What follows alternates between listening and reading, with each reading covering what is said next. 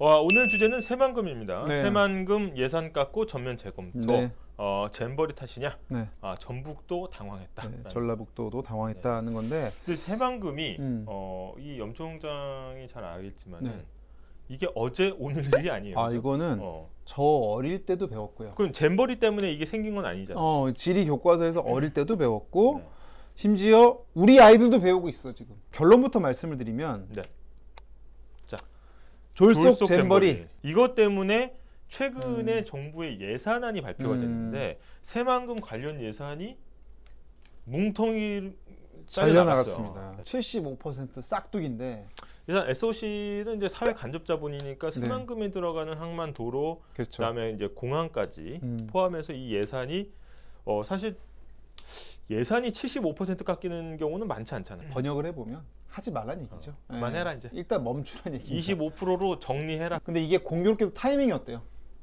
잼버리. 음. 울고 싶은데 뺨 때린 격이죠 사실. 잼버리 다음에 나오다 보니까 이거 잼버리에 대한 징계 어떤 징벌적인 성향 어떤 차원 아니냐. 호남 기반이다 보니까 지역 자체가 아무래도 민주당 의원들의 지역구가 몰려 있죠. 자 여기 보면 새만금은 죄가 없다 이렇게. 그럼 잼버리는 죄가 있다는 얘기예요. 그렇죠. 그렇지. 그럼 죄 있는 놈 누구냐 했을 때 잼버리는 죄가 있다는 거예요. 잼버리는 죄가 있는데 그 잼버리 책임이 과연 누구냐라는 그러니까, 것도 이제 야당은 제기하는. 죄는 미워하되 죄인은 미워하지 말라는 그렇지. 건데. 그렇죠. 이게 예산을 집행하는 기재부의 입장에서 생각해 보면 사실은 이게 이제 음모론이야. 음모론. 음모론 이게 밑에 자막 나가죠. 음모론. 자 기재부 입장에서는 예산을 깎아야 돼. 왜? 세수가 부족하니까. 그렇지. 세수 펑크 엄청나. 근데 어디서 자르긴 해야 되는데 영남 자르면 어떻게 되겠어? 지지 기반인데 안 되지. 그러니까 호남에서의 예산을 삭감하려고 하는데 그 쬐끔 자르면은 티가 안 나잖아. 확 자르고 싶어. 그쵸. 근데 마침 잼버리가 터진 겁니다.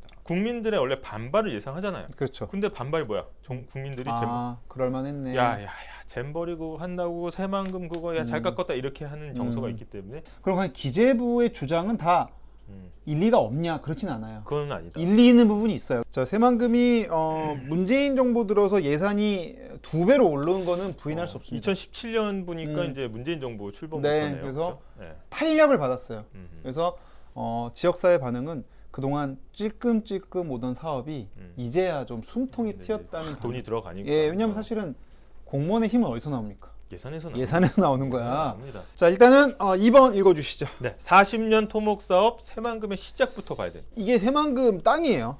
그러니까 지금 칼라로 된 거 말고는 없었던 땅이지 칼라가. 칼라가 없는 땅이지 사실은. 지금 어마어마해. 지금. 원래 다 바다였던 거잖아요. 여기가 바다인데 여길 막은 거야. 여기 뚝을 쳐가지고. 좀 대단합니다. 이게 세계 최장입니다. 뭐가 다양하게 많아요. 많아. 근데 처음에 이렇게 많지가 않았어. 근데 여기서부터 시작을 합니다. 농번기 타가서 계속 이게 어린이집이야. 직장 어린이집이야 지금. 먹이는 게 급급하던 시기입니다. 먹여야 돼. 그래서 이렇게 아이들을 또 애를 또 많이 낳았어 이때. 그래서 이렇게 힘들었다. 그래서 이제 쌀만 다 먹지 말고 쌀이 없어서 밀가루를 먹으라는 거야. 분식 이 시기에 가서 떡볶이. 그렇죠. 너 쌀떡 떡볶이 좋아? 밀떡 떡볶이 좋아? 이건 성립이 안 되는 거야. 그냥 무조건 밀이야. 무조건 밀이야. 뭐라고 돼 있습니까? 분식은 국가를 부강하게 한다. 이거 라이언 식빵 회사에서 쓴 걸까? 부산시가 선정한 우수식품. 우아한 향기, 풍부한 영양. 근데 여기서 더 충격적인 게 있어요. 제가 정말 충격받은 게 바로 이거야. 여기까지는 알겠어. 즐거운 우리 가족. 엄마의 분식 솜씨 즐겨 먹는 우리 가족인데 분식으로 건강 찾자 하면서 이거 헬스장 사진을 놨어. 밀가루는 금기입니다. 금기 원래. 그렇죠. 예. 트레이너가 보면은 기절할 포스터라고 티진님이 이게 이제 70년대입니다. 근데 70년대면은 이제 박정희 정부예요. 박정희 정부 어떤 상황이었어? 박정희 정부는 이제 경제개발. 아무래도 그 집권의 정당성이나 이런 것들을 자기가 사후적으로라도 확보하기 위해서는 내가 부강하게 만든 먹고 살게 해줬다 그런 지도자라는 거를 지상 과제로 했고 경제 개발에 힘썼는데 그래서 이제 쌀이 부족한 거에 대안들이 이렇게 나온 겁니다. 국수는 설렁탕. 설렁탕도 밥 말아 먹지 말고 뭐 넣으라고 소면. 한 거야. 소면 넣으라고 한 전통이 이때부터 시작이 됐고 통일배 품종 개량. 품종 개량에서 이제 슈퍼벼. 이제 수확량이 30%가 확 늘어나는 벼. 그리고 함양라면 탄생까지. 그래서 이제 박정희 정부의 지상 과제 아니겠어요? 그래서 이제 식량 증산에 매달려요. 그러면서 벼를 개량했는데 벼를 개량하다 보니까 한계에 직면하죠. 땅 자체가 부족한 거야. 지력이 있어야 되니까. 이렇게 좋은 벼를 많이 심으면은 쌀을 더 많이 먹고 오히려 이제 수출도 하고 막 이럴 텐데 욕심이 나겠죠. 그렇다 보니까 어떻게 합니까 이제? 쌀을 그러니까 땅을 메꾸자. 우리 이제 군대 가보셔서 알겠지만 네.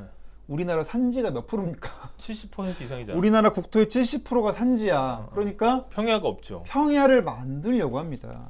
그래서 이게 79년 사진인데 삽교천. 사실 근데 이 사진은 좀 비극적인 소재로도 많이 활용되는 사진이긴 해요. 왜요? 이게 79년 10월 26일 사진입니다. 아, 요날 저녁 때 이제 11.6 사건, 궁정동 안가에서 벌어진 그 사건 나중에 자세히 설명드릴 기회가 있을 것 같고, 근데 우리나라에 사실은 또 이 평야하면 어디 평야입니까? 황금 들녘. 호남 평야. 호남 평야잖아. 그러니까 네. 호남에다가 이제 또 쫙 한번 깔아보자 하는 게 어디다? 망금. 근데 옛날 만금이 아니라 새 만금이다라는 거고, 아까 이제 통일벼 나오죠. 이게 몇 년도인가? 77년도입니다. 77년도로 돼 있죠. 이때 이제 77년도고 새 만금이 기획된 게 71년입니다. 그러니까 이제 어떻게 된 거야? 땅은 땅대로 넓히면서 벼는 벼대로 투트랙으로 간 거야. 그러면서 전두환 노태우 정권을 거쳐서 시작이 됩니다. 이어받는구나 이거를. 그렇죠. 1991년에 기공식을 하게 됩니다. 농림수산부 전라북도 농어촌진흥공사. 그렇습니다. 이 간첩 사업 시작된 그 87년 당시 모습 다 뉴스로 남아 있죠. 바로 보고 가겠습니다. 1976년도부터 12년에 걸친 조사를 끝내고 새만금지구 간척 사업은 그 타당성이 이미 입증되었습니다. 이 지역 주민들의 오랜 그 수건 사업이었음을 감안해서 이와 같은 결정을 근본에 내리게 되었습니다. 이 간척지에는 2만 6천 정도의 농경지가 조성돼서 연간 94만 석의 쌀이 생산되고 양식어업단지 2천 정보와 거대한 담수호가 생깁니다. 또 농경지 주변에 이상적인 농촌 도시가 건설돼서 21세기의 농업단지로 중점 육성됩니다. 야, 우리 이렇게 지금 쌀이 부족한데 탁 해갖고 쌀 팔고 딱 하면 이거 남는 장사야 이러고 들어간 건데 사실은 외부 환경은 지속적으로 변화하는 거죠. 이게 몇십 년 단위로 사업이 가다 보니까 이게 타당성이 막 바뀌는 거죠. 이게 우여곡절이 많았어요. 네. 사실은 요거는 이제 서산입니다. 서산. 서산에 당시에 이제 요 간척을 하려고 메우다가 보니까 점점 물길이 좁아지니까 유속이 어떻게 돼? 빨라지죠. 메울 수가 없는 거야. 그러니까 이제 어떻게 합니까? 일단은 유조선 컨테이너선을 박아놔. 그렇죠. 아산 정주영 회장이 아이디어를 냈다는 거 아니에요? 그래서 정주영 공법이라고 하죠 이거를. 새만금 때도 똑같이 막습니다. 이걸 써서 이 공법을 이용하면 바지선을 공헌한 거죠. 해놓고, 이거 이제 아예 체계적으로 한 거야 이렇게. 어떻게 보면 이제 새만금이 우리의 어떤 식량난 극복의 역사도 담겨 있고 이 토건 발전의 역사도 담겨 있고 산업화의 역사도 담겨 있고 네. 굉장히 그 우여곡절이 다 우리 현대사 30년이 다 녹아 있는 사업입니다. 그래서 네. 문제는 뭡니까? 막상 식량난이 해결이 됐어. 아니 지금 헬스장 갔더니 트레이너가 때려. 어. 회원님 밀가루 드시면 안 돼요. 쌀도 안 돼요. 그렇지. 그러니까 문제가 뭡니까 이제?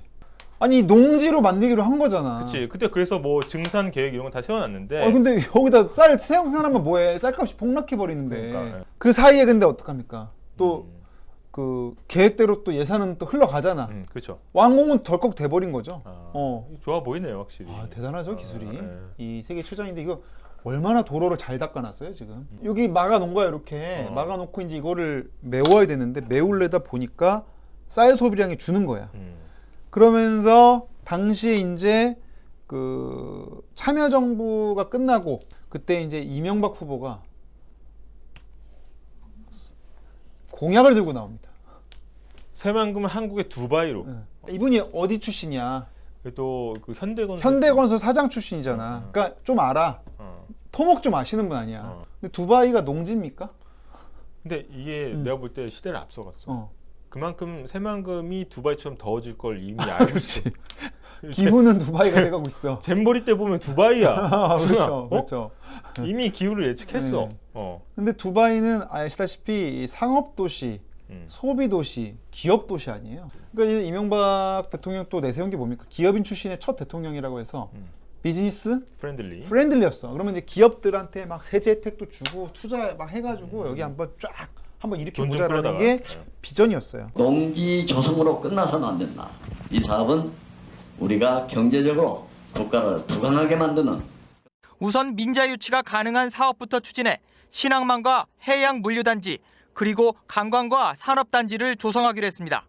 새만금을 중동의 두바이와 같은 세계적인 투자 중심지로 만들겠다는 이명박 당선인의 구상을 반영한 것입니다. 그러면서 이게 이제 2010년에 발표된 최종안입니다. 최종안. 아 이게 진짜 시대를 앞서갔다. 어. 잼버리 국제 업무잖아. 그렇지. 그러면서 여기 뭐가 돼 있어? 레저 생태. 레저 생태. 여기서 잼버리 한 거야, 여기서. 딱. 맞아 여기였어. 여기서 잼버리 한 거야, 지금. 이제 문제는 여기서 벌어집니다. 이게 정부 사업이 늘어지면 늘어질수록 비용은 기하급수적으로 늘어납니다. 그렇죠. 그래서 억만금 쓴 새만금 음. 재검토냐? 야 접자 이제. 그렇죠. 그만 좀 하자. 아니다. 이거 왜 우리한테 책임 음. 전가하냐? 역대 정부 다 한 건데.